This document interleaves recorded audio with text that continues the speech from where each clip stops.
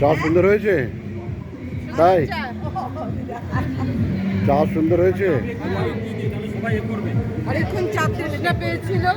বলো। আমরা সবাই পূজালি নেতাজি পার্কে পিকনিক করতে এসেছি অশনি নাট্যগোষ্ঠীর তরফ থেকে। যান্ত্রিক গোলযোগের কারণে আমাদের একটু বেরোতে দেরি হয়েছে।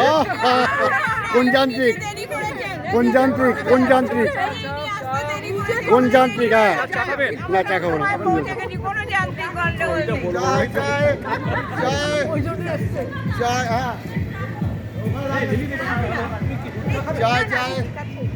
ওই যে ওই দিলীপদা তো ওখানে দিয়ে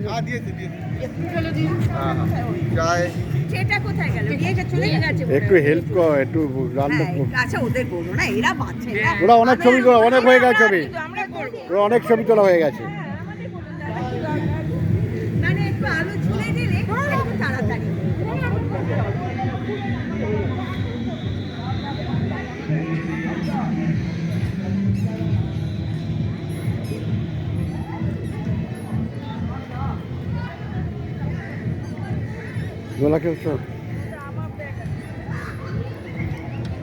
অনেকদিন পর তোমার সাথে দেখা হলো।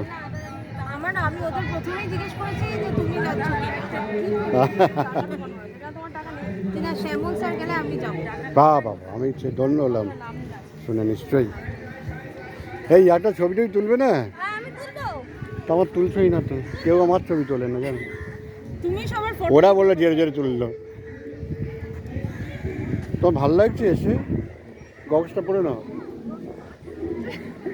আমার হাতে কত কি ধরে দিয়ে সেই দেখা যায় ব্রেকফাস্টটা আসতে দেরি হলো না এত। ব্রেকফাস্টটা কখন হবে? ওই রেডি করছে। রেডি করছে।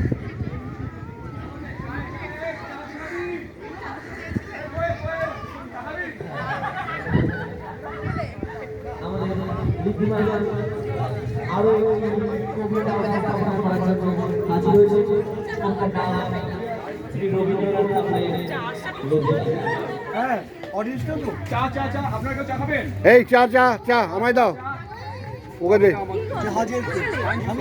এই ও চা খাবে,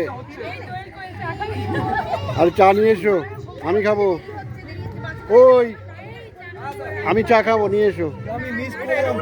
না না, তুই খাও, তুমি খাও। কিছু থাকে না, এই তো রেডি তো। আমি এই যে পাড়ার মিউজিকে নাচতে বলছে, অন্য পাড়ার পিকনিক করছে,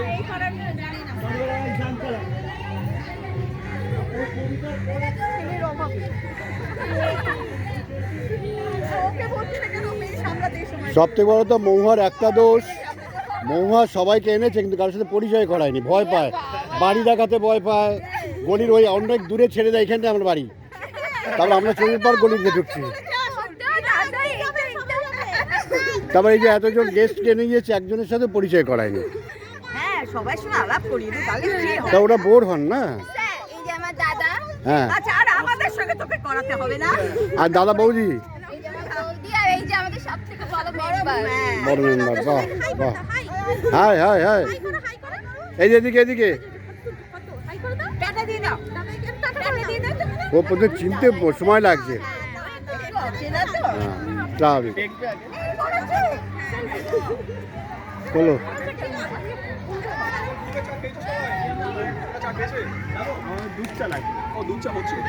দুধ চা হচ্ছে, তাও একটু লাল চা খেয়ে দেখি কেমন কেমন হয়েছে। ভালো হয়েছে। কাকিমার সাথে ছবি তুলে দেবে না?